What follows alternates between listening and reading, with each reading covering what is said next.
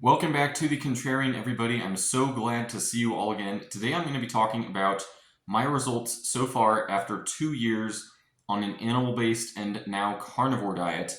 I'll really talk about the ins and outs of the carnivore diet, the animal-based diet from my experience. I'll just make a brief disclaimer, of course, that I'm not a doctor. I can't guarantee any results specifically for you. I can't guarantee, and I don't know what your particular background is or health, things you're wanting to solve and everything like that. So this is just purely anecdotal evidence on my part, my results, positive experience on an animal-based and now a carnivore diet. So really just talking about the ins and outs of my experience, why I started animal-based versus carnivore, the results I've had, some drawbacks actually on the carnivore diet, being a lean mass hyperresponder, what that means, the effects of that on my blood work and everything. I'll talk about distance running on a carnivore diet, being fat adapted as an endurance athlete. I'll talk about my continued recovery and I would say complete recovery now from a traumatic brain injury I had about 6 years ago. Very severe injury, but by God's grace, I'm now completely recovered from. And I'll just talk about, other random things here and there. Carnivore diet, it's a huge topic, so I'll dive in. I did actually set out my dinner. I have not eaten it yet, but I did kind of lay it out so I can show you guys what a typical meal might look like for me. So I actually split it onto 2 plates so it's a little more visible. Usually it's just 1 plate. It's kind of jumbled, not as organized, but I did create some extra dirty dishes for you guys, so be sure to subscribe and like the video. Just give me some payback there. But first off, of course, beef. That is by and large what I eat the most of. Most meals would not be this diverse in terms of all the different kinds of meats and organ meats I have right now, but I just kind of laid it out in terms of all the different kinds of meats that I do eat on a regular basis. So, of course, beef.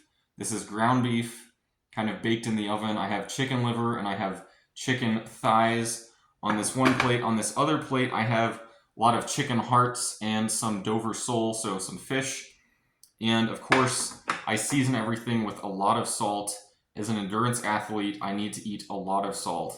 And it's actually typically more than you would think. So, and of course, water, of course, gotta hydrate very well. I do add electrolytes to my water, and it's just the bare electrolytes, so nothing else but the salts. I add potassium citrate, I add magnesium malate, and I add sea salt for sodium. So it's kind of those 3 major electrolyte salts that I need as an endurance athlete to not have issues with cramping or anything like that. So I do supplement with electrolytes just because I lose so much as an endurance athlete with all the sweating I do. So for context, today was a longer training day. I did a total of 17 miles today. I had a fairly big lunch as well. This is my dinner that I'm about to eat after the video, but my lunch was probably about the same amount of meat. I had about 2, maybe 2.5 pounds total of meat for lunch. It was mainly beef, a little bit of chicken and chicken hearts as well. Dinner is obviously going to be a little more diverse than what I would usually have. Typically, it's mostly beef, maybe some organ meats, maybe some chicken and fish. I really don't actually eat any eggs at this point. Not that they're a problem for everybody, but just for me personally, it's kind of something that I've noticed I have a little more reaction to actually. So eggs aren't something that I include anymore. So first off, it's been 2 years now on a carnivore diet or animal-based and then carnivore. So, why did I start this whole, experiment, of course? Because no medical doctor, or at least most of them, wouldn't recommend a diet like this. They would actually say to kind of stay away from it. They're all scared about cholesterol and everything, which I'll definitely touch on that. But why I started was there were just some lingering issues and effects, perhaps from the traumatic brain injury I had about 6 years ago, so 4 years prior to starting all this dietary type changes. But, I'd had a really good recovery from that injury.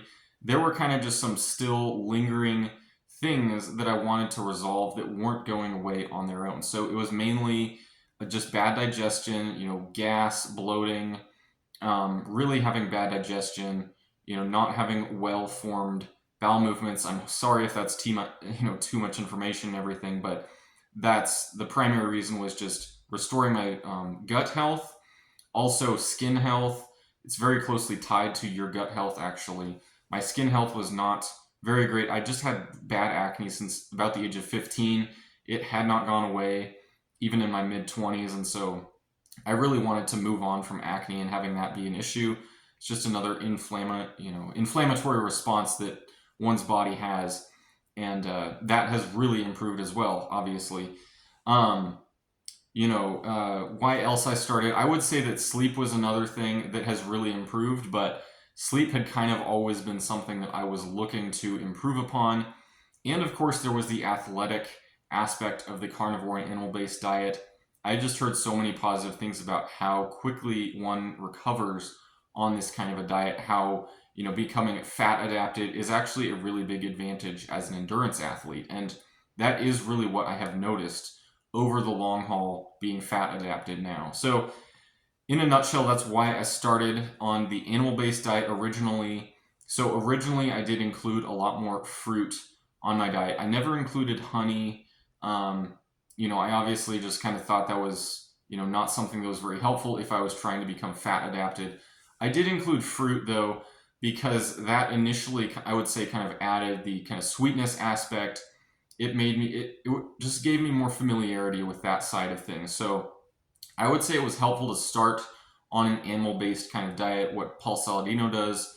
I did have some fruits, added in with meat now and then. So, for a while, I would say it was probably 6 or 8 months on an animal-based diet, including fruit, before I actually decided to venture onto a more lion diet, or, pure carnivore diet, which, Jordan Peterson really closely follows. Other guys out there are just strict carnivore. And that is by and large what I have found the most success with. So, I would say it's mainly been the last year where I've had complete carnivore, very, fruits here and there. I still occasionally do have them, so it's kind of a treat, that I occasionally have, but it's definitely not a regular part of my caloric intake. On average, I might have 4.5 pounds of meat a day and basically zero fruit. So if you were to look at my caloric intake, it's basically 100% fat and protein, probably half and half, so it's probably mostly fatty meats and then a lot of protein that I'm taking in. So I'm very much a fat adapted individual at this point, fat adapted athlete. The carbs that I do have now and then, I wouldn't say that it throws me out of that either. It is pretty easy, if I have an apple or banana, to not then go into, craving carbs and everything like that. It is, I would say, just kind of a treat of mine at this point. So, that's the whole animal-based versus carnivore. I think it's kind of to each their own, whichever one best solves your problems and that can enjoy the most. I think that's pretty much how I might recommend, either animal-based versus carnivore. Of course, with animal-based, you are including plants of some kind, the fruit. But of course, fruit, I would say, is kind of the one component of plants that doesn't have defense chemicals included in it. And so I would say fruit is probably the one thing, if I were to go back, to eating more plant-based stuff, it would probably take the form of just going back onto an animal-based diet of some kind, just eating more fruits. I don't see myself ever eating more grains or, any grains or any vegetables or anything like that, just because that's such heavily, they contain so many plant defense chemicals that do have very profound effects. And I'll talk actually about the drawbacks here that I experienced. So one thing that I didn't really hear about beforehand that I wish I had is that there is such a thing as oxalate dumping, or essentially detoxing from all of the plant toxins that just get built up over years and years, decades and decades of eating plant-based food. For me, it was oxalate dumping that took the primary drawback for me. It was the primary drawback for me, because essentially what I did is I went cold turkey, animal-based diet, cut out all the grains, all the leafy greens, things like that are heavy in oxalates. What oxalates are is it's essentially food that is high in oxalic acid. So leafy greens, nuts, grains are especially high in oxalic acid. And so over time, eating oxalic acid, it binds with calcium in your body, whether that be calcium in your food, like in milk, or if it's calcium coming from your bones, it will strip that calcium out of your body. And this is why osteoporosis and kidney stones oftentimes go hand in hand for women, especially, because if they're eating a lot of oxalic acid, it strips calcium out of their body, whether it be from the food or from their bones. Oftentimes it comes from their bones if they're not getting enough calcium in their diet. And so oxalic acid builds up, in the form of oxalates. It essentially binds with calcium, forms oxalates, which then your kidneys oftentimes have trouble secreting, getting rid of, and so that can form kidney stones in your kidneys. Not an enjoyable thing. But if you cut out the intake of oxalic acid, your body goes into oxalate dumping. So it essentially kind of tries to reach an equilibrium of dumping all of the built up oxalates that have accumulated in your body over time. And for me, that was actually a pretty profound effect. I had issues with cramping. I had actually pretty severe breakouts as a result. And for a while, I was kind of wondering, why am I still having issues with acne? I cut out all the plant stuff. Why is that still an issue? It was actually oxalate dumping. So for a while, my acne actually got worse on a carnivore diet because my body was just dumping all of these plant toxins. And so it does take a little while. It took a few months for me, probably 3 months of just, having a worsening of symptoms before my body had completely dumped, all the built up oxalates it had had. So that is one effect you may have starting the carnivore diet, is you may have something like oxalate dumping occur. I don't know. It'll depend on how much oxalates are built up in your body. They actually don't just build up in the kidneys, so your body can actually kind of accumulate oxalates throughout your muscle tissue and just kind of throughout your body as a whole. And they do, they are secreted out. Your kidneys do filter them out eventually, and that is how you get rid of them. So that is, part of the reason why kidney stones can be an issue with high oxalate levels. But oxalate dumping was a big drawback that I experienced that I wasn't really expecting. I didn't know about it beforehand. But now that, I have detoxed completely from oxalates, it is really cool to be on the other side and just kind of, be completely free from that as a result. So that was kind of the one major drawback that I just want to make you guys aware of that you may experience. Of course, the results now, big results: skin completely clear, gut health doing so much better, zero gas, zero bloating, very good bowel movements, zero issues with that kind of thing while running, which is just, so many distance runners have to use the bathroom or use porta potties during a race or things like that. Thankfully, that is something I never have to worry about now that I previously did. And so that is just, such a cool thing to not have to deal with now. Sleep is a lot better, sleeping so much better. I would say the last year being on a pure carnivore diet, I've had the best sleep probably of, my teenage years and beyond. I can't really remember a time when I've had this good quality sleep. It has just been so amazing to have, just sleep where you go into deep sleep, you sleep through the entire night, you wake up after 8 hours feeling rested, can get up early, it's just such an amazing feeling. So if you can do something like the carnivore diet or animal-based diet, whatever it takes to get quality sleep, that is just such a life-changing thing because, if you can be feeling strong and well-rested, if you don't need coffee, if you don't need any kind of pick you up in the morning, that's just such an amazing strength that you have right there. So those are, some of the major results. There's a lot of minor ones here and there, like my hair. I had noticed some hair loss in my early 20s. My hair really has gotten thicker. Of course, my hair does grow a lot more quickly, and my nails do too. I have to get my hair cut maybe every couple months, cut my nails maybe every couple weeks. So, my hair loss is really not an issue now. I would say that's just, primarily all the protein that I'm eating. Muscle recovery after long runs like today. I'm not really sore right now. I might be a little sore tomorrow. Did 17 miles today, but Typically not really sore after a workout like that, whereas, previously I would be more sore and it would take a while to recover from something like that. So some of the results I've had, um, I'll just talk a little bit on distance running being fat adapted.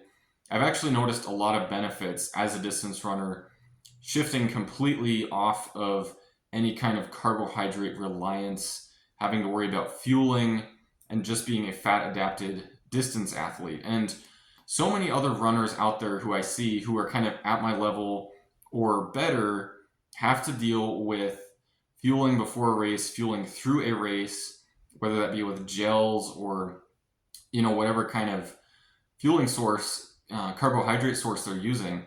It is something that is really cool not to have to deal with. Usually, I basically never eat prior to a workout or prior to a race, because typically I work out in the morning and races are typically in the morning as well. I typically have 2 large meals a day, a lunch and a dinner, and so typically my pre-race meal is going to be the dinner the day before. I enter into the race with my gut, completely having digested everything from the dinner, maybe 12 to 16 hours earlier. So I go into the race just feeling really strong in that regard, not having to, deal with any sort of digestive process that's also going on. Hydration through a race, I might drink some water, electrolytes, something like that, but that would be it. I don't have to deal with any kind of fueling issue or hitting the wall or anything. I think that's just a really cool aspect of being a fat adapted athlete. I'll talk a little bit about my TBI and just the effects of being fat adapted, being on a ketogenic diet that has with traumatic brain injury and recovering from that and everything. So, obviously I wasn't on carnivore or animal based during the initial recovery. I think my recovery could probably have gone more quickly had I been, but it's hard to say, of course, because I wasn't at the time. But just after the last 2 years, I would just say there's kind of a whole new almost threshold that has been opened up in my mind, at least in terms of almost the limitations that I had previously placed on myself have been greatly lifted or kicked down the road, in terms of I no longer think of myself as really being limited by this injury or by anything. I would say it's just very freeing in terms of kind of almost kicking my expectations down the road, or almost raising the bar in terms of what I expect that I can do, just because on a carnivore diet, animal-based diet, I have been able to improve so much that just what I think of myself as being capable of has really grown as well. I wouldn't say that there were any really profound issues that I had as a result of the TBI, thankfully. That's a whole separate video altogether. I've talked about it a little before. I mean, it was just a completely miraculous recovery that God gave me from that injury. The injury itself was very acute, a very severe injury right at the outset, had 2 brain surgeries as a result. So the first year was, a very difficult year. It was kind of year 2 when I kind of started reaching plateau in terms of getting close to, 90% recovered, 90% capable of everything I was doing before. And then year 3 through, 4, I really started being capable of everything that I had done before. So it was a very drawn out process for me. Carnivore may be able to speed it up for some people. But regardless, it will still be a very long recovery. It is, just generally speaking, just such a unique to every individual injury. And it's such a injury that's hard for the medical system to understand, because in their minds, if they can prescribe a medication for whatever the said symptoms are or whatnot, in their mind you should be able to recover soon. And if that's not occurring, it's difficult for them to kind of sympathize with that or give alternate protocols that one could do, lifestyle type changes. They didn't actually ever really recommend dietary changes for me. And so it was really kind of just my own research and everything like that that led me to try animal-based carnivore. I'll talk a little bit about my blood work on the carnivore diet. I am what would be classified as a lean mass hyper responder, and all that means is that my cholesterol is much higher than what would be typically seen as normal or safe, quote unquote safe. My triglycerides are rock bottom. My blood glucose, fasting glucose, is rock bottom. My blood pressure is actually fairly low. Of course, I'm very lean. I'm an endurance athlete. So I would not fit into a very typical medical framework. Most doctors would not really know what to think of my blood work because most everything is perfectly in line with what they would think of as an exceptionally healthy blood panel, with the exception of my cholesterol. And, both HDL and LDL and total cholesterol are very high. I think total is around 350 last I had it checked. LDL is about 250 and HDL is about 100. And of course they label HDL as being good and LDL as being bad. The whole, I would say, truth about the matter is an extremely complicated topic that I cannot flesh out completely in this video, but I will just say that I have never felt better than I currently do, mentally, physically, spiritually. So in terms of LDL being bad and a guarantee of developing chronic heart disease and everything like that, I think it's much more complicated of an issue than that. If anything, it appears that LDL may be kind of a response of pre-existing hardening of the arteries and issues that are going on with one's body. LDL can actually be kind of a response of the body to try to heal that. The human body is actually capable of synthesizing LDL, and so correlating LDL with heart disease and everything like that, I think, is very bad science, and it's been increasingly proven to be bad science. And so I disagree with the whole lipid hypothesis theory altogether that fat is bad, fat causes heart disease and everything like that. You go to the native Inuits, you look at what the natives in America were eating. It's almost 100% meat. There was zero heart disease. They didn't even know what an obese person was. I mean, so it's completely false to say that fat is the enemy and causes heart disease and all sorts of stuff. It's purely, carbohydrates, refined sugar, and everything like that that's to blame. So that, of course, is a completely separate topic altogether, but, I'm a lean mass hyperresponder. I think most people who went on a carnivore diet, like if you were to try a carnivore diet, if you become lean, if you're active, you probably would turn into a lean mass hyperresponder. Most people would probably turn into that over time. But some people actually still have, lower levels of LDL and HDL cholesterol, even on a carnivore diet. So it's not everybody who has that happen, but, I definitely fall into that category now. So, it's just purely anecdotal, of course, for me, but I think it's cool to just put the information out there, help you guys to see, results for me on the carnivore diet, talk about the animal-based diet as well.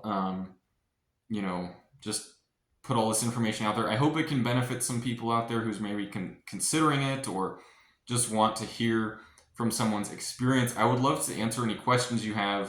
The comment section below. Everything I've talked about: TBI, carnivore, animal-based, endurance athlete, lean mass hyperresponder, whatever else I talked about. Comment below with any questions. I'd love to answer any that you have, and yeah, I'd love to see all of you again at some point. If you want to subscribe and like the video, I'd appreciate it. Hope you all have a great day.